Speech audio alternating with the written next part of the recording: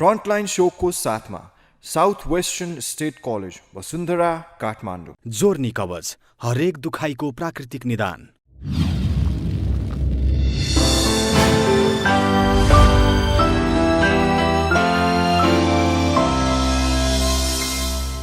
दर्शकवृन्द नमस्ते। कार्यक्रम फ्रन्टलाइन सोमा यहाँहरूलाई हार्दिक स्वागत छ। फ्रन्टलाइन सो खास गरी हामीले विभिन्न विशिष्ट व्यक्तित्वहरूलाई स्टुडियोमा निम्ता गरेर उहाँहरूका विचार, आदर्श र मूल्य मान्यतालाई उजागर गर्दै आएका छौँ। यसै सिलसिलामा आज हामी अलि फरक प्रसङ्गमा एकजना आध्यात्मिक गुरु पवन कटुवाल लाई हामीले स्टुडियोमा निम्ता गरेका छौँ। आज हामीले उहाँसँग जीवन जगत, ध्यान, योग, चक्र, मन, शरीर, अध्यात्म बारे केही केलाउने प्रयास गर्नेछौँ। आउनुहोस्, पहिला म उहाँलाई स्वागत गर्छु। स्वागत छ हजुर। हस्, धेरै धेरै धन्यवाद। सन्चै हुनुहुन्छ? हजुर, एकदम आरामको छ।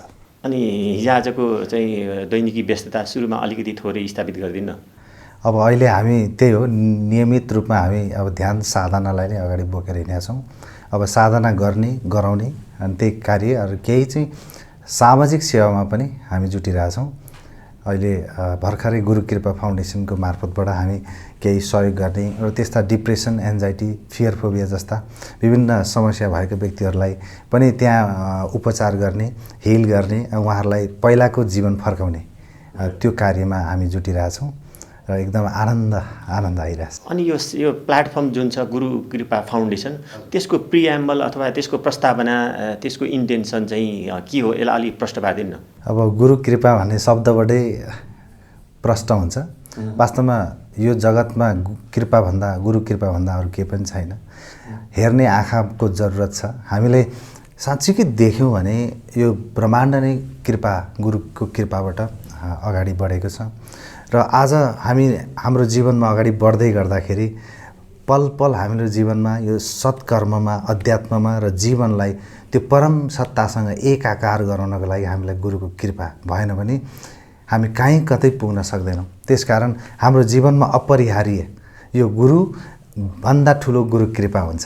त्यसकारण गुरु कृपाको आवश्यकता रह्यो र यसले आज जीवनलाई कता लाने, कसरी अगाडि बढाउने, हैन, र सामाजिक सेवामा पनि हामी उत्तिकै सक्रिय हुने त्यसका विभिन्न कर्महरू छन्। यी सम्पूर्ण कर्महरूलाई एक ठाउँमा लिएर आउने काम गर्छ र यो गुरु कृपा फाउन्डेसन भनेको चाहिँ सामाजिक सेवामा र आध्यात्मिक जगतमा हामी सहयोग गर्ने र त्यो मन, त्यो हृदय भएका व्यक्तिलाई एक ठाउँमा लिएर आउने र हामी त्यसरी अगाडि बढ्ने हाम्रो योजना हो। दर्शकवृन्द, आजको हाम्रो फोकस चक्रका आवश्यकताहरू, चक्रले जीवनमा कस्तो अर्थ राख्छन्, कस्तो महत्त्व राख्छन् भन्ने विषयमा हामी कुराकानी पूर्ण रूपमा चाहिँ फोकस हुनेछ।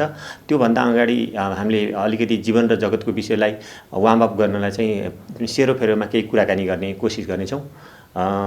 सुरुमा यो जीवन जगत, ध्यान, योग, चक्रको समग्रतामा अलिकति व्याख्या गरिदिनु न। अब जीवन त अब हामीले जन्मेदेखि मृत्यु पर्यन्त एउटा यो समय अवधि देख्छौँ, तर त्योभन्दा अगाडि पनि पछाडि पनि हाम्रो जीवन छ। त्यसकारण जीवनलाई पनि चक्र भनिएको हो। र यो जीवन यो सारा ब्रह्माण्ड छ, जति पनि हामी देख्छौँ नाङ्गो आँखाले, यो देखिने भाग जति पनि हामी एक हिसाबले हामी अनुभव गर्न सक्छौँ। वास्तवमा माछालाई कहिले पनि म पानीमा छु भन्ने बोध नभए जस्तै म पनि त्यो परमात्मामा छु, त्यो ईश्वरमा छु। यो ब्रह्माण्डभित्रको एउटा सानो एउटा सूक्ष्म अंश हो र यही अंशलाई मैले बुझ्नको लागि, हैन, मैले आफूलाई बुझ्ने, आफ्नो अध्यात्मलाई, आफूभित्रको विज्ञानलाई मैले जान्ने र बिस्तारै म त्यो परम स्थिति, परमात्मा भएसम्म पनि मलाई पुर्याउने एउटा मार्गदर्शन स्वरूप हामी आफ्नो जीवनलाई जगतसँग जोड्दै यसरी नै अगाडि बढ्छौँ र बिस्तारै जीवन जगत यो सम्पूर्ण सारा ब्रह्माण्डलाई एक ठाउँमा हामीले अनुभव गर्न सक्छौँ। म भित्रको अनुभूतिको तहमा हामी लिएर जान सक्छौँ। त्यसकारण फैलिएको ब्रह्माण्डलाई बुझ्नको लागि, हैन, मैले यो वैज्ञानिक रूपमा मैले यो आध्यात्मिक तहमा मैले बुझ्नुपर्छ। मैले अलिकति अडियन्सलाई क्लारिफाई गर्ने कोसिस गरेँ। जस्तो यो भन्न खोज्नुभएको यो अब्जेक्टिभ वर्ल्ड वा अब्जेक्ट वा यो मेटेरियल वर्ल्ड भौतिक दुनियाँलाई चलाउने पछाडि ब्याकग्राउन्डमा एउटा हिडन सब्जेक्टिभ वर्ल्ड छ भन्ने यहाँको कुरा हो। हजुर, अब यो यसरी पनि बुझ्न सक्छौँ। जसरी मैले अहिले तपाईँको अगाडि म आम्ने सामने देखा परिरहेको छु, तपाईँले मलाई मेरो स्वरूप देख्नुहुन्छ तर म भित्रको स्थिति देख्नुहुन्न, हैन। अब एउटा के छ भन्दाखेरि मेरो भौतिक शरीरलाई तपाईँले हेर्दै गर्दाखेरि, हैन, म भित्र त्यस्तो केही तत्त्वहरू छ जुन हामी नाङ्गो आँखाले देख्न सक्दैनौँ, बस त्यसलाई अनुभव गर्न सक्छौँ। भनेको त्यो एक प्रकारको ऊर्जा शरीर पनि छ। त्यो ऊर्जा शरीर हामी नाङ्गो आँखाले देख्न सक्दैनौँ, तर त्यो ऊर्जा शरीर जुन भौतिक यो साधन भएको यो स्रोत साधन जति पनि छ, अब यसको गहिरो तहमा हामीले आज खोज्न खोजेको हामी कुन तहमा बसेर भने त्यो ऊर्जाको, हैन, ऊर्जाको क्षेत्रमा बसेर चाहिँ हामीले केही कुराहरू बुझ्न खोज्दैछौँ र त्यसको तहमा गएर हामी एनर्जी बडी, एनर्जी शरीर जति पनि ऊर्जा शरीर छ यसलाई चाहिँ हामी बुझ्ने प्रयास गर्छौँ अनुभवको तहबाट, हैन। त्यसकारण बिस्तारै यही कुरालाई हामीले अगाडि बढाउँदै हामी यो अध्यात्मलाई अगाडि बढाउँछौँ र यो देखिने एक प्रकारको संसार छ, अर्को नदेखिने संसार छ। यो दुईटैको तालमेलमा हामी आफूलाई पनि बुझ्ने र यो ब्रह्माण्डलाई पनि बुझ्ने यो अभ्यास छ। वास्तवमा यही हो ईश्वर जान्ने, परमात्मालाई बुझ्ने भनेको यही नै हो साधनाद्वारा। यहाँले भन्नुभए जस्तै जुन कुरा देख्न सकिन्न, जुन कुरा हिडन छ त्यसलाई देख्ने कुनै तरिका, माध्यम वा त्यसको चाहिँ कुनै आँखा त होला नि, र त्यसलाई एक्सपिरियन्स भन्नुभयो, त्यसलाई एक्सपिरियन्स गर्न सक्ने त्यसको चाहिँ टुल, इन्स्ट्रुमेन्टेसन चाहिँ केही हुनसक्छ? अब यो मनुष्यले पक्रिन नसकेको, गर्न नसकेको कुरा पनि त्यही हो। आज विज्ञानले पनि त्यो कुरालाई किन पनि मानेन भन्दाखेरि कतिपय कुराहरू त विज्ञानले पनि मानेको छैन, कतिपय कुराहरू मान्दै गरिरहेछ अथवा मान्ने स्थितिमा छ।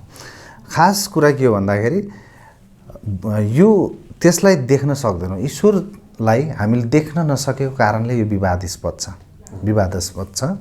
किनभने देख्ने भएको भए त सजिलो भइहाल्थ्यो। सबैले समाउन नसक्ने कारण के हो भन्दाखेरि मैले किन समाउन सक्दिनँ, त्यही भएर त ऊ ईश्वर हो। मैले समाउन सके भए त ऊ कसरी ईश्वर हुन्थ्यो? मभन्दा सानो हुन्थ्यो होला नि। म आज यति धेरै बाठो छु, म यति धेरै बुद्धिमान छु, हैन, तर मलाई बनाउने ईश्वर परमात्मा कति बाठो होला, हैन। उसलाई म यति बुद्धिको तहबाट मैले उसलाई कहिल्यै पक्रिनै सक्दिनँ। त्यो मेरो ठुलो गल्ती हुनेछ र मैले यदि पक्रिहालेँ भने पनि त्यो मभन्दा ठुलो कसैलाई पक्रिन सक्दिनँ। त्यसकारण मैले हृदयको तहबाट आफूलाई, त्यो परमात्मालाई, त्यो ईश्वरलाई, त्यो ब्रह्माण्डलाई मैले बुझ्न सक्छु, अनुभव गर्न सक्छु, तर उसलाई मैले पक्रिन सक्दिनँ। अब मैले अझै चाहिँ मेरो अडियन्सलाई अलि प्रकाश पार्न खोजेँ। जुन माइन्ड नलेज र माइन्डको जुन दुनियाँ छ र यो भिजिबल वर्ल्ड छ र यसको पछाडि ऊर्जाको वर्ल्ड छ, जसलाई चाहिँ यसले चलाइराखेको छ, हिडन छ र ऊर्जाको वर्ल्ड छ, र माइन्ड र नलेजको जुन दुनियाँ छ कन्सियस वर्ल्ड छ, र अर्को चाहिँ सबकन्सियस वा त्योभन्दा पर अर्को वर्ल्ड छ भन्न खोज्नु भएको अलिकति यसलाई? यो चाहिँ कस्तो छ भन्दाखेरि सूक्ष्म जति पनि हामी अब भगवान् देवी देवता भनिरहेका छौँ, एक हिसाबले सबैको फङ्सन छ, हैन, कार्य विभाजन छ। अब हनुमानजीको आफ्नो कार्य के हो त? हनुमानजीलाई त हामी व्यक्तिको स्वरूपमा बुझ्छौँ, तर उहाँ त ऊर्जाको स्वरूप हो, हैन, अद्भुत ऊर्जा हो। उहाँलाई सङ्कट मोचन पनि भनिन्छ। हामीलाई जहाँ सङ्कट पर्यो त्यहाँबाट मुक्ति दिलाउनलाई हामी हनुमानजीको किन आराधना गर्छौँ, किन पूजा गर्छौँ भने नेगेटिभ एनर्जीबाट बचाउनलाई, नकारात्मक दुष्प्रभावबाट आफूलाई जोगाउनलाई। भनेपछि त्यो परम चैतन्यको स्थिति छ। एउटा देवी देवता भनेको सम्पूर्ण ऊर्जा भयो र त्यो ऊर्जाको अन्तिम स्रोत पनि छ, त्यसलाई हामीले परमात्मा भन्यौँ। यो जति पनि फङ्सन छ, जस्तो सरस्वतीको आफ्नो फङ्सन के हो? विद्या, हैन, विद्याको देवी भन्छौँ हामीले। उहाँको कार्य भनेको विद्या दिने। अब कसैले उहाँलाई सुरक्षा अथवा नेगेटिभ एनर्जीबाट हटाइदिनु पर्यो भनेर भन्नु भने त्यो गल्ती हुनेछ, हैन। त्यसकारण चैतन्य त्यो परम चैतन्यले सबै अब एक हिसाबले यसलाई अझै बुझ्ने हो भने विभिन्न विभागहरू छुट्याइदिएको छ, हैन, विभिन्न किसिमको विभाग छ, सबैको आफ्नो फङ्सन छ, हैन। प्रधानमन्त्री एकजना र बाँकी रहेको सबै मन्त्रीहरू भए जस्तै सबैले आफ्नो कार्य विभाजन अनुसार होइन गरे जस्तै यहाँ विभिन्न देवी देवताहरूको विभिन्न अनुकम्पा छ र मेरो जीवनमा मलाई त्यो ईश्वरको अनुकम्पा प्रत्यक्ष रूपमा आवश्यक छ र त्यो मलाई उपलब्ध छ होइन। त्यो फैलिएको ब्रह्माण्डलाई मैले सूक्ष्म रूपले बुझेँ भने जस्तो मलाई लक्ष्मी माता, हामी लक्ष्मीको किन आराधना गर्छौँ? पक्कै पनि हाम्रो जीवनमा समृद्धि चाहिन्छ। बिना समृद्धि हामी बाँच्न सक्दैनौँ, हाम्रो जीवन अगाडि बढ्नै सक्दैन। मैले विद्या प्राप्त गर्नलाई अथवा विद्याको देवीलाई हामी आराधना गर्छौँ भने जस्तै त्यो सबै ऊर्जा हो होइन, एनर्जी, ऊर्जा शरीर हो। तपाईँ कुनै पनि लक्ष्मी भने त्यो कुनै देवी आउने होइन होइन। त्यस कारण यो फैलिएको ब्रह्माण्डलाई एक ठाउँमा राख्ने हो भने त्यो सबै त्यो ऊर्जा शरीरलाई मात्र सम्झिने हो भने बाँकी रहेको केही पनि छैन होइन। फिजिकल बडी त यो हामीले देख्दा मात्रै हो, यसलाई पुरै चेन्ज हुनसक्छ होइन। अहिले यो भित्रको जुन इलेक्ट्रोन, प्रोटोन, न्युट्रोन लगायत यो अहिले साइन्सले पनि भनेको छ, त्यो त आफै चलायमान छ होइन, आफै त्यो तपाईँको एक ठाउँमा स्थिर छैन। त्यस्तै त्यो सबै मिलेर चाहिँ अन्तिम अवस्थामा यो वस्तु बन्यो भनेपछि त्यसलाई अझ विभाजन गऱ्यो भने वास्तवमा त्यो ऊर्जा क्षेत्रमा पुग्छौँ र ऊर्जा नै ईश्वर, असली ईश्वर हो। ऊर्जा नै ईश्वरको एउटा स्वरूप हो, देखिने स्वरूप। नदेखिने स्वरूप चाहिँ ऊर्जा हो र देखिने स्वरूप चाहिँ यो हामी फिजिकल वर्ल्ड होइन। अघि पनि मैले भने माछालाई कहिले पनि बोध हुँदैन म पानीमा छु भनेर, जसरी मलाई बोध छैन कि म परमात्मामा छु होइन। त्यस कारण म परमात्माको काखमा छु, ईश्वरको काखमै छु, बस मलाई बोध हुन बाँकी छ र बुद्धिको तहबाट कहिले पनि बोध हुँदैन। कन्सियसको पनि सुपर कन्सियस हो त्यो होइन। त्यस कारण मभित्र यति कन्सियसनेस छ, त्यसको पनि परम स्थिति हो त्यो। त्यस कारण उसलाई बुझ्नको लागि मैले मेरो कन्सियसनेस, मेरो माइन्ड होइन, मेरो माइन्डको स्टेजहरू, माइन्डको विज्ञानलाई मैले बुझ्नुपर्छ र मेरो ऊर्जालाई बुझ्नुपर्छ, अनि बल्ल हामी त्यो ईश्वरको अनुकम्पा बुझ्छौँ। यो जुन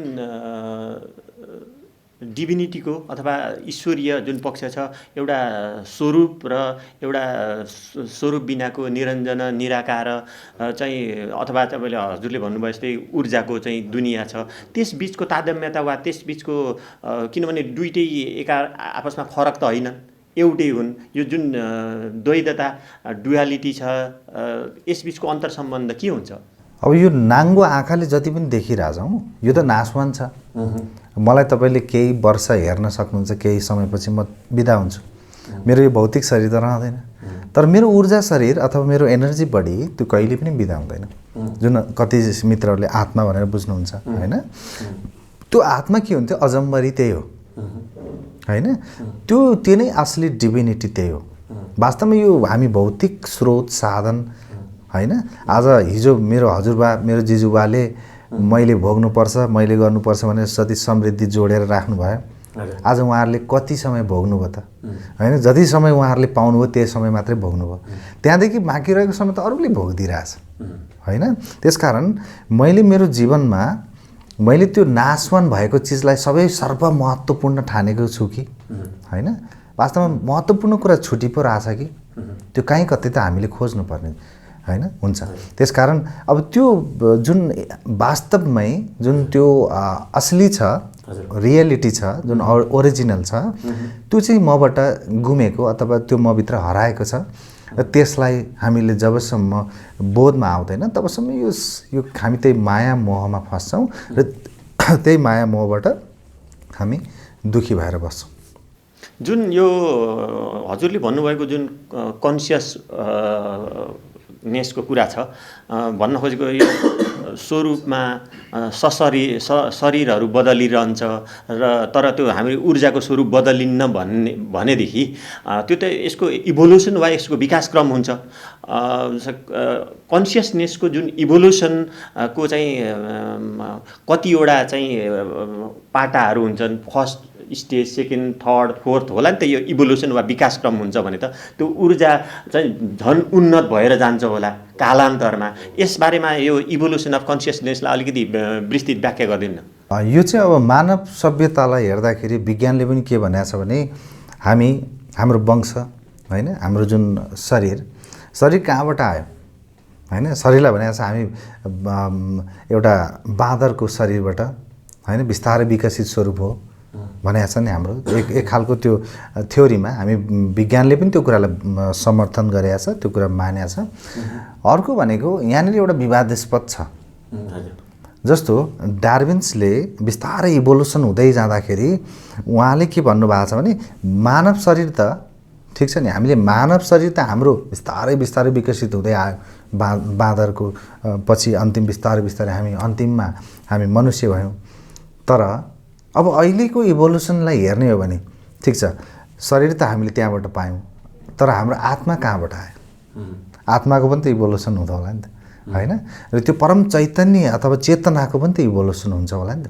भनेपछि सबै यो जति पनि यो योनिहरू भनिन्छ बिस्तारै बिस्तारै त्यहीँबाट ट्रान्सफर्मेसन हुँदै हुँदै हाम्रो अन्तत्वगत हाम्रो मनुष्य शरीर धारण गरेको छ।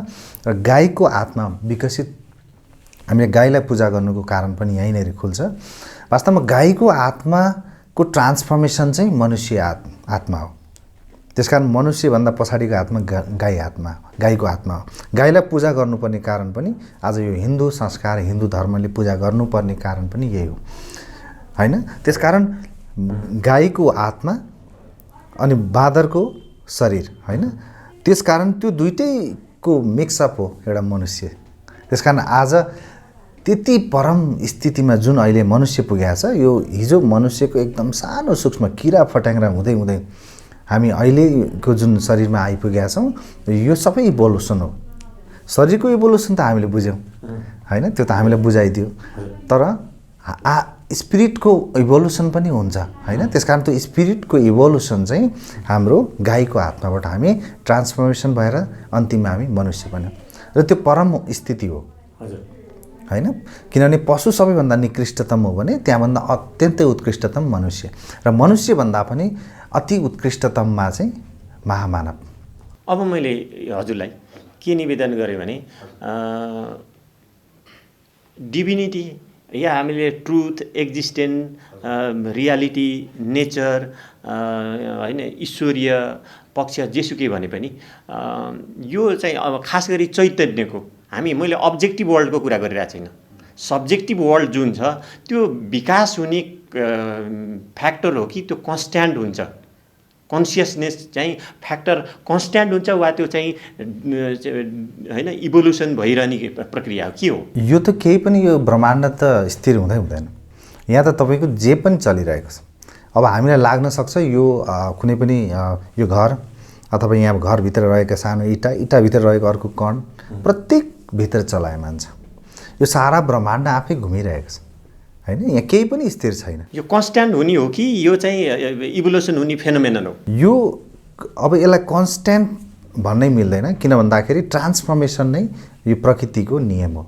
कुनै पनि कुरा एक ठाउँमा रहिरहँदैन। 50 वर्ष अगाडि जे थियो अहिले त्यही छैन, अबको 50 वर्षपछि फेरि त्यही हुँदैन, किनभने मैले चाहेर पनि रोक्न सक्दिनँ। ट्रान्सफर्मेसन भनेको त्यही हो। त्यसकारण यो कम्प्लिट इभोल्युसनतिरै गइरहेको छ, हामी त्यतैतिर गइरहेका छौँ। र यो अन्तत्वगत यसको बिगिनिङ छ भने यसको कन्टिन्युस हामी यसको ग्रोथ छ, यसको काहीँ कतै रोकिनेवालै छैन। जसरी सूर्यले आफ्नो धर्म निभाए जस्तै, पृथ्वीले आफ्नो धर्म निभाए जस्तै, कुनै एक सेकेन्डको लागि रोकिदिएको भए यो जगत कस्तो हुन्थ्यो होला, होइन? त्यसकारण आफ्नो धर्म निभाएको छ, निरन्तर चलिरहेको छ। अब मैले भने एउटा चाहिँ रियालिटी भनेको, रियल भनेको, अल्टिमेट रियालिटी भनेको त चेन्ज हुन्न। यो प्रकृति र पुरुषको कुरा गऱ्यो भने जुन पुरुष छ, जुन द्रष्टा छ, द्रष्टा त चाहिँ सधैँ कन्स्ट्यान्ट हुन्छ भन्ने बिचमा यो अलिकति चाहिँ कन्ट्रोभर्सी जस्तो देखिन्छ नि यसमा। अब यो नबदल्ने कुरा चाहिँ के हो भने, अब एउटा भनाइ छ साइन्समा, एउटा तथ्य पनि छ, energy can neither be created nor be destroyed, होइन? It can be transform from one form to another form. यसलाई चाहिँ डिस्ट्रोय गर्ने उपाय छैन, त्यसलाई पुरै सदाको लागि यसलाई खत्तम गर्ने केही उपाय छैन, तर ट्रान्सफर्मेसन हुन्छ भनेको छ। त्यसकारण यो एक खालको जुन साउन्ड छ त्यो साउन्डलाई अर्कोतिर ट्रान्सफर्मेसन हुन्छ। भौतिक वस्तुमा हुनसक्छ, भौतिक वस्तुको ट्रान्सफर्मेसन फेरि अरू कुरामा हुनसक्छ। त्यसकारण यो के त भन्दाखेरि यहाँनिर कम्प्लिटली हामीले जे देखिरहेका छौँ, होइन, त्यो त एउटा ट्रान्सफर्मेसन हो। यसलाई तपाईँ चेन्ज गर्न सक्नुहुन्छ, होइन? यसको इन्टरनल फ्याक्टरहरू हेर्न सक्नुहुन्छ। त्यसको इभोल्युसनै हुन्छ त्यहाँनिर होइन। त्यहाँनिर हेर्नुभयो भने यो केही पनि कन्सट्यान्ट छैन, ऊ आफै पनि घुमिरहेछ। म जहाँ बसिरहेको छु, जुन पृथ्वीमा छु, त्यो पृथ्वी आफै घुमिरहेको छ, ऊ आफै एक ठाउँमा स्थिर छैन होइन। त्यसले गर्दाखेरि यहाँ जे पनि ट्रान्सफर्मेसन हुन्छ। यहाँ मेरो मन पनि अहिले ठिक छ, अहिले एकछिनमा एउटा छ, एकैछिनपछि अर्को मन छ होइन। मन पनि एक सेकेन्डमा परिवर्तन छ। त्यति मात्र होइन, त्यो पनि छोडिदिनुहोस् परको कुरा, मेरो कोष परिवर्तन भइरहेछ। मेरो प्रत्येक सेल मर्ने, फेरि हुर्किने, मर्ने, हुर्किने। त्यस कारण म अहिले मलाई देख्दाखेरि म कति वर्ष पुगेँ, त्यति वर्षसम्म धेरै पटक मरिसकेँ, धेरै पटक बाँचिरहेको छु होइन। त्यस कारण मेरो यो सबै इभोल्युसन हो। मेरो शरीर हिजो जस्तो थियो अहिले त्यस्तै छैन होइन। त्यस कारण यो सबै ट्रान्सफर्मेसन हुन्छ, ग्रोथ नै यही हो। अब हामी मूल प्रसङ्गतिर लागौँ। अलिकति योग के हो, ध्यान के हो, ऊर्जा र यसको चक्र, जुन शरीरका जुन चक्रहरू छन्, चक्रको अर्थ महत्त्वलाई अलिकति प्रकाश पारिदिनु। अब मूल कुरामा प्रवेश गऱ्यौँ हामी। यो हाम्रो जीवन त छ होइन, जीवन छ। अब मेरो जीवनमा मैले यो जीवनमा चाहिँ मेरो जम्मा 7वटा चक्र है, करिब त्योभन्दा अरू पनि उपचक्रहरू हुन्छ, तर ती कुरा गर्न हामीलाई खासै आवश्यक छैन। 7 चक्रद्वारा व्यक्ति सञ्चालित हुन्छ। मनुष्य जगतको अन्तिम स्थिति नै 7 चक्रको अन्तिम सम्भावना हो होइन। अहिले मेरो पशुको र प्रत्येक जगतमा चक्र हुन्छ, चक्रको प्रभाव हुन्छ र मनुष्यमा एउटा चक्र सक्रिय छ भने, यो जुन पशुमा एउटा चक्र सक्रिय छ भने मनुष्य जगतमा 7वटा चक्रसम्म सक्रिय हुने सम्भावना छ। र अब हाम्रो बानी व्यवहार, हाम्रो दैनिकी, हाम्रो जीवन, सफलता असफलता होइन, जीवनमा जे जति छ ती सबै चक्रद्वारा सञ्चालित हुन्छ। त्यसकारण 7 चक्रको सम्भावना नै मेरो अन्तिम सम्भावना हो। 7 चक्र जागृत भयो, मेरो जीवन परम स्थितिमा मैले लान सक्छु। अब वैज्ञानिक रूपमा हामीले यो कुरा बुझ्न जरुरी छ।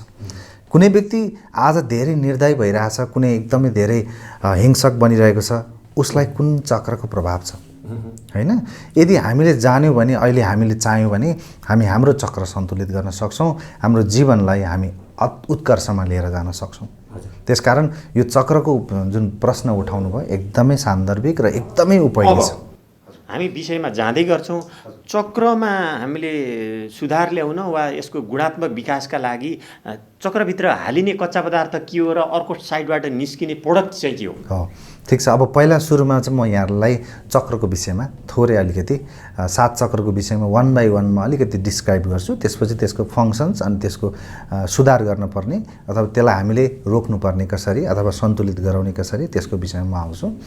मूलतः हाम्रो जुन यो स्पाइनल कोर्डको सबैभन्दा अन्तिममा जुन हाम्रो यो मलद्वारको आसपासमा मूलाधार चक्र हुन्छ। यो मूलाधार चक्र चाहिँ रेड कलरको हुन्छ हैन, रातो रङको हुन्छ। त्यसकारण त्यो मूलाधार चक्र सक्रिय भयो भने के हुन्छ? मूलाधार चक्र जब सक्रिय हुन्छ त्यो व्यक्ति अत्यन्तै धेरै शक्तिशाली, स्वस्थ, हट्टाकट्टा, एकदमै क्रियाशील हुन्छ।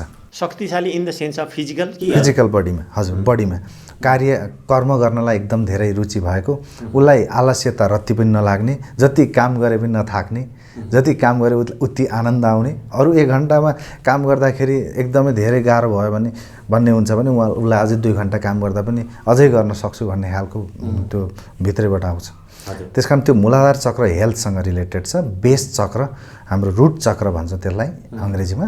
र यो चक्र सबल भयो भने व्यक्तिको आलस्यता गयो। व्यक्ति बार बिमार भइरहेको छ भने यो चक्रमा खराबी भएर। त्यसकारण यो हाम्रो पृथ्वी तत्त्वसँग सम्बन्धित छ र यो चक्रलाई हामी सबल गर्न सक्यौँ, यो चक्रलाई हामी सन्तुलित गरायौँ भने व्यक्तिको जीवन परिवर्तन हुन्छ हैन। कर्मयोगी हुन्छ त्यो व्यक्ति, कर्मशील हुन्छ, आफै गर्ने, अरूले गरेको उसलाई चित्त बुझ्दैन। कुनै पनि काम गर्यो, अब कोही व्यक्ति हुन्छ हैन म गरिहाल्छु हैन, कोही निस्किन्छ त्यस्तो व्यक्तिहरू। यी व्यक्तिहरूको मूलाधार चक्र सक्रिय हुन्छ र यो चक्रलाई सक्रिय बनायो भने व्यक्तिको आलस्यता खत्तम हुन्छ। यो चक्र सक्रिय भयो भने त्यो व्यक्तिभित्र एकदमै ऊर्जा फिल हुने र अद्भुत शान्ति, अद्भुत खुसी मिल्छ होइन। त्यस कारण त्यो मूलाधारभन्दा अलिकति माथि हुन्छ, जस्तो हाम्रो यो सेक्स सेन्टरको आसपासमा। अर्को चक्र हुन्छ, त्यसमा चाहिँ स्वादिष्ठान चक्र हुन्छ। अब यो स्वादिष्ठान चक्र एक प्रकारको खुसी होइन, आनन्दसँग सम्बन्धित हुन्छ। जस्तो कहीँ कतै यसो घुम्न जाउँ होइन, साथीभाइ यसो रमाइलो गरौँ न है भन्दाखेरि यदि यो चक्र असन्तुलन भयो भने त्यो व्यक्तिलाई के घुम्ने, के जाने, कहीँ कतै नजाने, ठिक छ आफू घरभित्रै बस्ने, उदास किसिमको हुन्छ। अधिकांश डिप्रेस व्यक्तिहरूको यो चक्रको खराबी हुन्छ। डिप्रेसन भएको व्यक्तिहरूको चाहिँ यो स्वादिष्ठान चक्रमा समस्या हुन्छ। जसको यो स्वादिष्ठान चक्र सक्रिय हुन्छ, यसको सुन्तला रङ हुन्छ, यसको ओरेन्ज कलर हुन्छ, यो चक्र सन्तुलित भयो, जीवनको आनन्द, क्रिएटिभिटी होइन, जे कुराको पनि एकदमै धेरै क्रिएसन गर्न सक्ने क्षमता हुन्छ। त्यसकारण अधिकांश जो व्यक्ति कलाकार हुन्छन् अथवा त्यस्ता केही अरू क्षमतावान व्यक्तिहरू हुन्छन् भने ती व्यक्तिहरूको चाहिँ यो स्वादिष्ठान चक्र सक्रिय हुन्छ। यो चक्र सक्रिय भयो त्यो व्यक्ति कलाकार हुन्छ, यो चक्र बिग्रियो त्यो व्यक्ति उदास हुन्छ होइन। यो चक्र सक्रिय भयो उसले आशा भरोसा को केन्द्र बन्छ उसको जीवन, र यो चक्र असन्तुलन भयो जीवन नैराश्यतापूर्ण हुन्छ। आनन्द नै जीवनबाट सकिएर बिचमा अलिकति मैले यहाँ थपेँ, मान्छेहरूले कस्तो कर्म गरिरहेका कारण चाहिँ चक्रहरू बिग्रिनुमा त उसको कर्मको चाहिँ त होला केही होइन इनपुट, कस्तो कर्म गर्दाखेरि यो चाहिँ कस्तो चक्र कुन हिसाबले बिग्रिन्छ भन्ने केही यसको विज्ञान छ? अब यो चक्र चाहिँ हाम्रो फिजिकल बडीमा हुँदैन होइन, फिजिकल बडीमा नहुने भएको भएर यसलाई मेडिकल साइन्सले पनि पक्रिन सक्दैन। तपाईँले भने जस्तो यो कस्तो कुनै न कुनै कर्मको प्रभाव चाहिँ हुन्छ होइन। जस्तो तपाईँ कुनै व्यक्तिलाई होइन तपाईँले दुःख दिनुभयो होइन, कसैलाई नराम्रो गर्नुभयो अथवा त्यो व्यक्तिलाई टर्चर दिनुभयो भने त्यो व्यक्तिको सम्भावना के हुन्छ, कर्मको प्रतिफल भनेको डिप्रेसन, एन्जाइटी, फियर फोबिया हुन्छ। अब मैले यो जन्ममा त म एकदम सिधा सादा एकदम राम्रो व्यक्ति हुन सक्छु, तर अघिल्लो जन्ममा मैले धेरै व्यक्तिको जीवन टर्चर दिएको हुनसक्छ, जीवनमा धेरै दुःख दिएको हुनसक्छु होइन। मैले त्यो यति त्यस्तो किसिमको कर्म गरेको छु भने मेरो त्यसको सिधै प्रभाव मेरो चक्रहरूमा हुन्छ र त्यो चक्रको प्रभाव मैले फलस्वरूप यो जीवनमा भोग्छु होइन। त्यसको सम्पूर्ण क्लियर गर्नको लागि पनि म त्यसको उपायमा पनि आउँछु। त्यसको प्रभाव चाहिँ 100% हुन्छ, तपाईँले भनेको कुरा उठाएको कुरा एकदम जायज छ। र त्यस्तै गरी अब यो चक्रको प्रभाव हुँदै जाँदा यो स्वादिष्ठानभन्दा अलिकति माथि नाभिको छेउमा, नाभिभन्दा 1 इन्च 2 इन्च माथि आसपासमा यतातिर अर्को चक्र हुन्छ, मणिपुर चक्र। यसको रङ पहेँलो हुन्छ। यो चक्र अति महत्त्वपूर्ण छ, व्यक्तिको जीवनमा सफलता ल्याउने पनि यही चक्र हो। यो चक्र सबल भयो त्यो व्यक्तिको स्वास्थ्यमा पेटका सम्बन्धी सम्पूर्ण समस्या सकियो।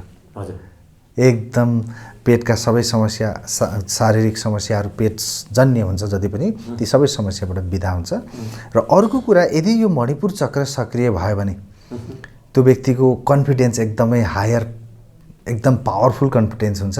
उसलाई डर भने अलिकति पनि लाग्दैन, ढुक्क भएर हिँड्छ। उसको आफ्नो केही कुरामा पनि कम्प्लिट कन्फिडेन्स हुन्छ। त्यसकारण यदि आर्थिक समृद्धिको चक्र भएको भएर यो मनीको सेन्टर पनि हो। यदि यो चक्र राम्रो छ भने तपाईँतिर मनी त पुरै फ्लो हुन सुरु हुन्छ। यदि यो चक्र सबल भएन भने आर्थिक सङ्कट पर्छ।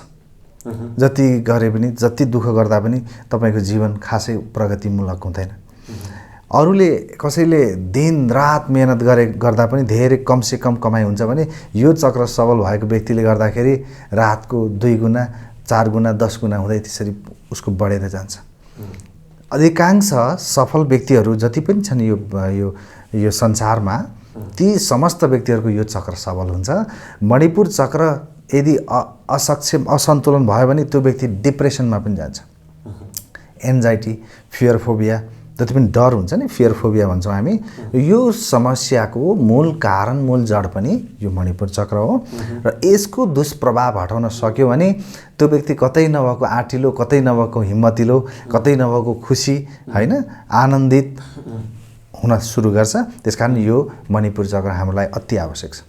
यसलाई कसरी सन्तुलन गराउने त्यसको विषयमा पनि म आउँला बिस्तारै। त्यस पछाडि अलिकति माथि यो हाम्रो हृदय भन्छौँ, करिब करिब यो आसपासमा हृदय चक्र हुन्छ।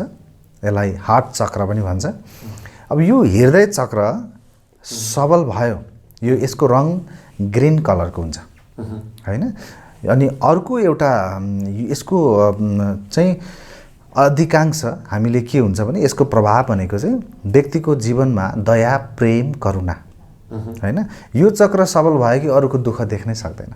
यो ग्रिन कलरको हुन्छ भनेर हामीले यसलाई कलरहरूलाई बताइरहेछौँ नि, त्यो कलरको जुन स्पेक्ट्रम जुन छ कहाँ देख्न पाइन्छ कि हामीले यसलाई चाहिँ हाम्रो यो एजम्सन हो कि यहाँनिर गयो भने यो यसलाई चाहिँ कलरको रूपमा आइडेन्टिफाई गरिन्छ भनेर एउटा चाहिँ सामान्य मान्छेले कसरी बुझ्ने? यो तपाईँलाई हामीले साधना गराउने क्रममा, तब जब साधनाको क्रममा तपाईँलाई त्यो चक्र, जब हामी कुनै चक्र सबल हुन्छ त्यो बेला तपाईँलाई त्यो कलर एकदम मजासँगले हेर्न सक्नुहुन्छ।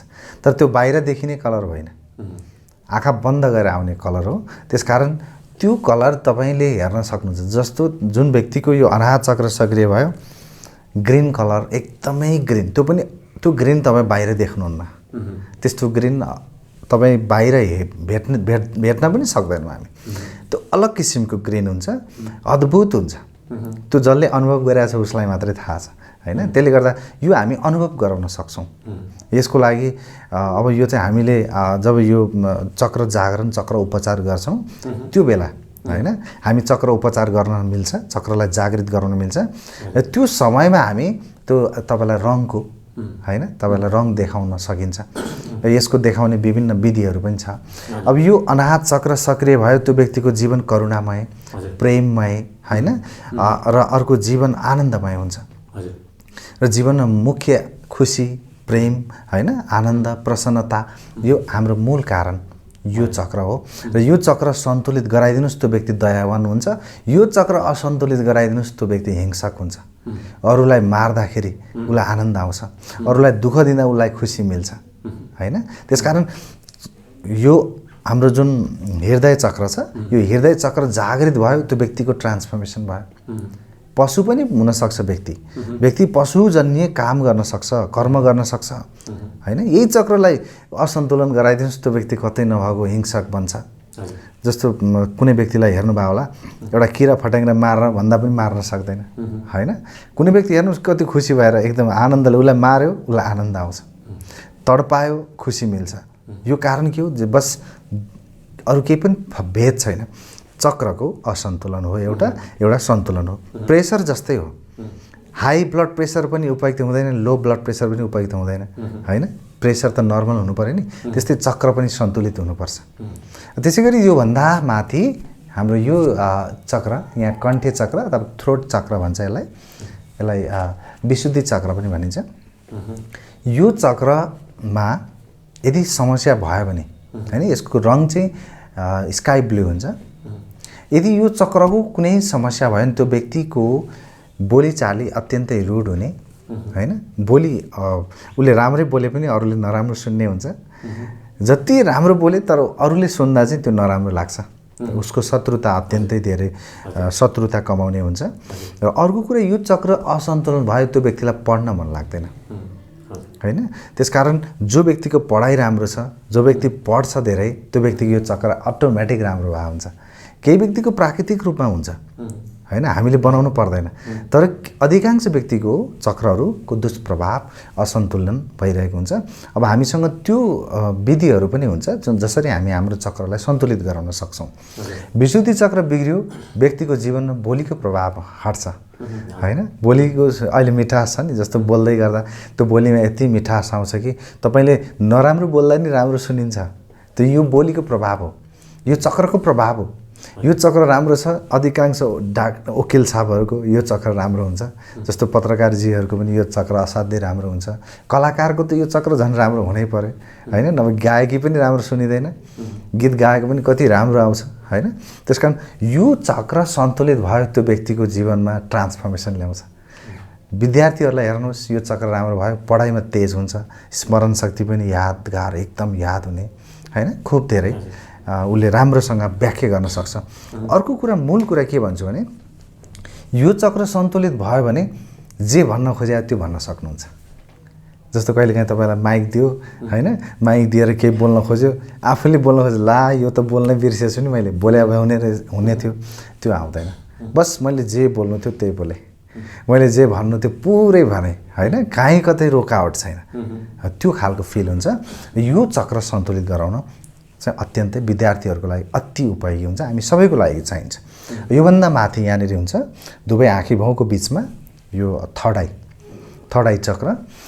यो चक्र एकदमै धेरै यो हाम्रो थर्ड आईसँग रिलेटेड हुन्छ। यो तेस्रो नेत्र भगवान शिवको पनि हेर्न सक्नुहुन्छ, त्रिनेत्र होइन, तेस्रो नेत्र यसलाई आज्ञा चक्र पनि भनिन्छ। यो चक्रको प्रभाव भनेको अत्यन्तै धेरै हाम्रो जीवनसँग कसरी हुन्छ भन्दाखेरि मैले बोलेको कुराहरू अधिकांश पुरा गर्ने होइन। जस्तो कतिपय व्यक्तिहरूले बोलेको कुरा पुरा गर्न सक्दैन होइन। जस्तो सोमबार तपाईँलाई म पैसा दिन्छु है, मैले यो सापट्टि लगेको रकम चाहिँ म सोमबार फिर्ता गर्छु है भन्यो भने यदि यो चक्रको दुष्प्रभाव छ, असन्तुलन छ होइन, सन्तुलित छैन भने त्यो व्यक्तिले सोमबार कुनै पनि हालतमा दिन सक्दैन।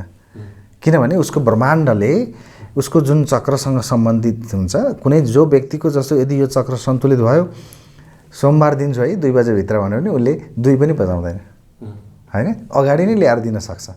किन भन्दाखेरि उसलाई ब्रह्माण्डले सघायो। यो ब्रह्माण्डसँग जोडिने चक्र हो, अध्यात्ममा एकदमै महत्त्वपूर्ण चक्र हो यो।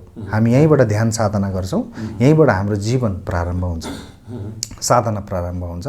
र यो चक्र सन्तुलित भयो व्यक्ति एकदमै धेरै आफूले भनेको कुरा पुरा गर्न सक्ने, बोलेको कुरा पुरा गर्न सक्ने होइन। तिमी यो दिन आउँछौ है भने त्यो दिन आउने, फरक पर्दैन।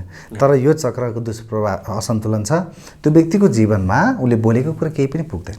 यो सातौं अन्तिम चक्र यो होइन, सातौं होइन, यो 6औं चक्र हो। यो चक्र एकदमै डार्क ब्लू जस्तै कलर हुन्छ, अलिकति ब्लूमा गाढा हुन्छ। यो चक्र सन्तुलित भयो भने एकदम यो क्रोधको पनि हुन्छ। जो यस्ता व्यक्तिहरू धेरै क्रोधित हुन्छन्, जो व्यक्तिको हेर्न सक्नुहुन्छ उसले बोलेको कुरा पुरा गर्ने व्यक्तिहरू क्रोधित पनि हुन्छ। किनभने यो रिस आवेग जति पनि छ यो चक्रद्वारा प्रकट हुन्छ। त्यसकारण यो चक्र अत्यन्तै महत्त्वपूर्ण छ। अब यो चक्र हामी बार झुट बोल्यौँ भने यो चक्र बिग्रिन्छ होइन। जसले धेरै झुट बोल्नुहुन्छ उहाँहरूको आज्ञा चक्र बिग्रिन्छ। त्यसकारण सत्य बोल्ने, जसले सत्य बोल्नुहुन्छ उहाँहरूको आज्ञा चक्र एकदम सन्तुलित हुन्छ होइन। सानो सानो कुराबाट सुरु गर्न सक्नुहुन्छ, धेरै ठुलो कुरो चाहिँदैन। त्यसकारण यो जगतसँग ब्रह्माण्डसँग जोडिएको एकदम पावरफुल चक्र हो। योदेखि माथि हुन्छ हाम्रो 7औं चक्र, यो हाम्रो सहस्रार चक्र। यो 7औं चक्र चाहिँ बाँकी रहेका शेष जति पनि 6वटा चक्र थिए ती 6वटै चक्रमा सक्रियता अथवा सन्तुलन आएपछि बल्ल त्यो अन्तिम चक्र खुल्छ, सन्तुलित हुन्छ। त्यसकारण यो चक्र अल्ट्रा भायोलेट कलर होइन। यो चक्रको गरिमा कस्तो छ भन्दाखेरि यो चक्र सन्तुलित गराउन हामीले आशीर्वाद चाहिन्छ। जस्तो हामीले गुरुको आशीर्वाद होइन, अब हामी ती असहाय व्यक्तिहरूको हामी आशीर्वाद लिन सक्छौँ। यो चक्र बिग्रिन्छ जो व्यक्तिको डिप्रेस छन्, जो व्यक्ति स्ट्रेस छन्, जो व्यक्तिको फियर फोबिया एन्जाइटी लगायत मानसिक बिमारीहरू छ, उहाँहरूको यो चक्र बिग्रिएको हुन्छ भनेको असन्तुलन हुन्छ। र हामी ईश्वरसँग ब्रह्माण्डसँग जोडिने चक्र हो यो, आशीर्वाद लिने पनि यहीँबाट हो। त्यसकारण हामी के गर्छौँ, झुक्छौँ यसरी अगाडि झुक्नुको विज्ञान के हो, यो चक्रलाई आशीर्वादद्वारा मात्रै सन्तुलन हुन्छ। यो चक्र हामी आफै केही गर्न सक्दैनौँ। यसको प्रयोग यो भनेको ईश्वरसँग कनेक्टेड चक्र हो। यो चक्र सन्तुलित भयो तपाईँको जीवन आनन्द आउँछ, यो आनन्दको चक्र पनि हो। त्यसकारण यो परम आनन्द, परम स्थिति, परम अनुभूति गराउन सक्ने चक्र हो। यो चक्र जसको राम्रो भयो त्यसलाई आफ्नो जीवन पनि आनन्दमय लाग्छ। जता हेऱ्यो आनन्द, उता जता बाटो हिँड्दा पनि आनन्द देख्छ, खुसी देख्छ। यो चक्र असन्तुलन भयो जीवन अस्तव्यस्त हुन्छ। जीवनमा केही कुरा पनि उसले खुसी भेट्दैन, सुख भेट्दैन। जहिले पनि जीवन जिउनुको जुन एउटा आनन्द छ त्यो आनन्द भेट्दैन, बस समस्या देख्छ। अब हजुरले भन्नुभएको कुरामा हामी फेरि पनि यसमा जान सक्छौँ। यो सबै कुरा हजुरले भनिरहँदा यी चक्रहरू भनेको कस्मिक वर्ल्डबाट एनर्जी इनपुट दिने विन्डोजहरू हुन् भन्ने मैले चाहिँ आलङ्कारिक रूपमा त्यो बुझेँ। यो सही हो? एक हिसाबले हामी ब्रह्माण्डसँग हामी यिनै चक्रद्वारा हामी कनेक्टेड हुन्छौँ, त्यो कुरा सत्य हो। मैले मेरो अडियन्सहरूलाई, हाम्रा अडियन्सहरूलाई चाहिँ यो होइन क्लियर पारिदिन खोजेको, यदि त्यो इनपुट हो भने, इनपुटको विन्डोज हो भने होइन, आउटपुट पनि कहीँबाट निस्किन्छ होला होइन, अथवा आउटपुट इनपुट चाहिँ दुईटै हो कि के हो, अलिकति बताइदिनु। अब यो यस्तो हो, यसरी बुझौँ न, एउटा एनर्जी पावर हाउस छ, त्यो पावर हाउसबाट डिस्ट्रिब्युसन, होइन, जहाँबाट हामी वितरण केन्द्र भने जस्तै, जस्तो विद्युत जहाँ उत्पादन हुन्छ त्यहीँबाट वितरण, त्यहीँबाट त हुँदैन, त्यसबाट विभिन्न निकालिन्छ नि, ट्रान्सफर्मरहरू अथवा विभिन्न वितरण केन्द्रहरू हुन्छ, वितरण गर्न सकिने केन्द्रहरू, त्योद्वारा चाहिँ हामी वितरण गर्छौँ। ऊर्जा त एउटै हो, त्यही ऊर्जालाई अब त्यहाँनिर एनर्जी सेन्टरहरूमा, यो एनर्जी सेन्टर भन्न रुचाउँछु म, ऊर्जा सेन्टरहरू हो, त एनर्जी सेन्टर थ्रुबाट अब ऊर्जा जानुपर्छ। तर के हुन्छ, अधिकांश व्यक्तिहरूको त्यो धेरै समयसम्म उपयोग भएन भने त्यो के हुन्छ, फोहोर अथवा जाम भए जस्तो, त्यसमा चाहिँ धेरै नेगेटिभिटीहरू अथवा ब्लकेजहरू आएर बस्दिन्छ, जसको कारणले त्यहाँ एनर्जी पुग्न पाउँदैन। एनर्जी पुग्न पाएन भने त्यसले फङ्सन गर्न, राम्रोसँग फङ्सन गर्दैन, होइन। अब मनुष्यको के छ, कमसेकम एउटा चक्र पनि जागृत हुनुपर्छ। भनेको टु वे हो कि इनर्जी इनपुट र आउटकम दुईटै हुन्छ कि एउटा मात्र काम हुन्छ, इनपुट मात्र हुन्छ? अब यसमा चाहिँ के हुन्छ भन्दाखेरि अलरेडी मसँग भएको ऊर्जालाई चाहिँ वितरण गर्ने ठाउँ, होइन। अब त्यसको विभिन्न वितरण केन्द्रहरू भयो, 7वटा सेन्टरमा चाहिँ मेरो ऊर्जा जान्छ, तर ऊर्जा एक ठाउँमा हुन्छ, होइन। त्यो चाहिँ जस्तो हाम्रो एनर्जी जागृत हुँदा कहिलेकाहीँ जस्तो कुण्डलिनी जागरण हुन्छ नि, जस्तो कुनै व्यक्तिलाई हतियार लिएर पछाडि लखेट्यो भने ऊ त आफूभन्दा पनि अग्लो उसले त्यो अग्लो पर्खालहरू ऊ चढ्न सक्छ आफ्नो जीवन जोगाउनलाई। त्यत्रो ऊर्जा अरू बेला सामान्य अवस्थामा लगेर उसलाई बाबु यहाँबाट नागल तिमीलाई यति दिन्छु, यति गर्छु, ल गर त भन्यो भने उसले सक्दैन, होइन। किन त, त्यहाँ के भयो, त्यहाँनिर कुण्डलिनी जागरण भयो, त्यो जुन स्टोर हाउस छ ऊर्जाको, त्यो सुसुप्त अवस्थामा छ, त्यही जागृत भत्तै हुँदाखेरि त्यो व्यक्तिमा यति पावर आउँछ। त्यही पावरलाई चाहिँ हामीले हाम्रो जीवन चलाउनको लागि मूलाधार चक्र, स्वादिष्ठान चक्र, त्यसै गरी उड्दै उड्दै आउँछ ऊर्जा मणिपुर चक्र, अझै उड्दै उड्दै आउँछ ऊर्जा अनाहत चक्र, त्यसपछि विशुद्धि चक्र, आज्ञा चक्र, अनि त्यसपछि अन्तिम सहस्रार चक्र।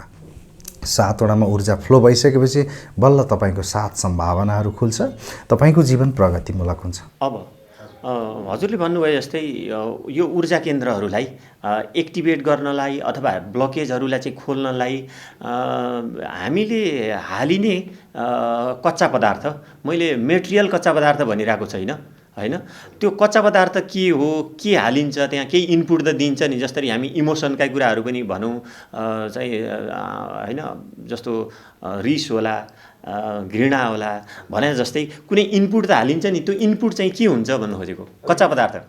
ठिक छ, एकदमै जायज प्रश्न छ। यो 7 चक्रहरूलाई चाहिँ हामी जागृत गर्ने कसरी अथवा सन्तुलन गर्ने कसरी, होइन। अब यो कस्तो हुन्छ भने 7वटा चक्रलाई हामी के कुरा राख्न सक्छौँ भने नि, साधनाद्वारा यहाँ भएको ब्लकेज हटाउने। ब्लकेज भने के हो भने, जस्तै एउटा बन्द कोठामा तपाईँ आज पनि फोहोर छ, भोलि पनि फोहोर भयो, पर्सि पनि फोहोर भयो, त्यहाँ दुर्गन्ध सुरु हुन्छ। दुर्गन्ध भए ठाउँमा कोही पनि व्यक्ति बस्न सक्दैन, होइन। त्यस्तै त्यहाँनिर के हुन्छ भने त्यो हाम्रो चक्रहरूमा पनि दुर्गन्ध भयो, त्यहाँ केही फोहोरहरू भयो, जसको कारणले त्यहाँभित्र अब ऊर्जाको प्रभाव रोकियो। जसरी हृदयघात हुन्छ नि, जसरी त ब्लड सर्कुलेसन राम्रो भएन भने त्यहाँनिर एनर्जी सर्कुलेसन भएन, एनर्जी सबै ठाउँमा पुगेन भने त्यसको प्रभाव हो त्यो। अब व्यक्तिको जीवनमा जति पनि सम्भावनाहरूको द्वार हुन्छ, सम्भावना खुल्छ, त्यो सबै चक्रको सेन्टरहरूबाट खुल्छ। चक्रसम्म पुगेन भने कसरी खोल्ने? अब हामीले गर्ने के त भन्दाखेरि हामी त्यसलाई क्लिनिङ गर्ने, क्लिनिङ प्रोसेस गर्नुपर्छ। यो क्लिनिङको लागि हामीलाई गुरुको आवश्यकता हुन्छ। यो यतिकै हामीले पनि गर्न सक्छौँ, तर सामान्यतया के हुन्छ नि, गुरु भएन अलि सजिलो हुन्छ। एउटा कुरो के हो भने हामी बार बार केही व्यायामहरू, योगहरू, होइन, विभिन्न ध्यानका मेडिटेसन विधिहरू हामी एप्लाई गर्न सक्छौँ। त्यसै गरी 7 चक्रको स्वर हुन्छ, स्वर पनि हुन्छ, ध्वनि पनि हुन्छ, र त्यो प्रत्येक ध्वनिलाई हामी उच्चारण गर्न सक्छौँ। अथवा कमन एउटै ध्वनि छ, ओमको ध्वनि, ओमबाट पनि हामी त्यो चक्रमा ऊर्जा हामी पठाउन सक्छौँ, र त्यसै गरी बिस्तारै हाम्रो एनर्जी बडीलाई एक्टिभ गराउन सक्छौँ। तर मूल कुरा के हो भने ब्लकेज हटाउनुपर्छ। ब्लकेज भने के हो, होइन, भन्नु होला। ब्लकेज भने चाहिँ जुन कुरा कहिलेकाहीँ हामीलाई रुन मन लागेको थियो, रुन पाएन, त्यो ब्लकेज भएर बस्यो, इमोसन्सहरू दबिएर बस्यो। कहिलेकाहीँ हाँस्न मन लाग्यो, हाँस्न पाएन।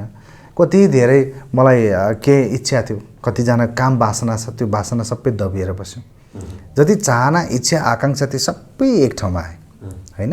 यदि त्यस्तो भयो भने ती सबै जति पनि छ हामी दबाउँछौँ, ती सबै इमोसन्स ब्लकेज बन्छ र तिनै ब्लकेजको कारणले हाम्रो जीवनमा समस्या आउँछ। अनि ती ब्लकेजहरूलाई चाहिँ तृप्त बनाएर त्यसको चाहिँ बाधा फुकाउ हुन्छ कि त्यो चाहिँ फु गरेपछि यत्तिकै चाहिँ त्यो ब्लकेजहरू चाहिँ आफै ओपन अप? त्यसलाई तृप्त बनाउने भन्दा पनि त्यसलाई हटाउने उपायहरू हुन्छ।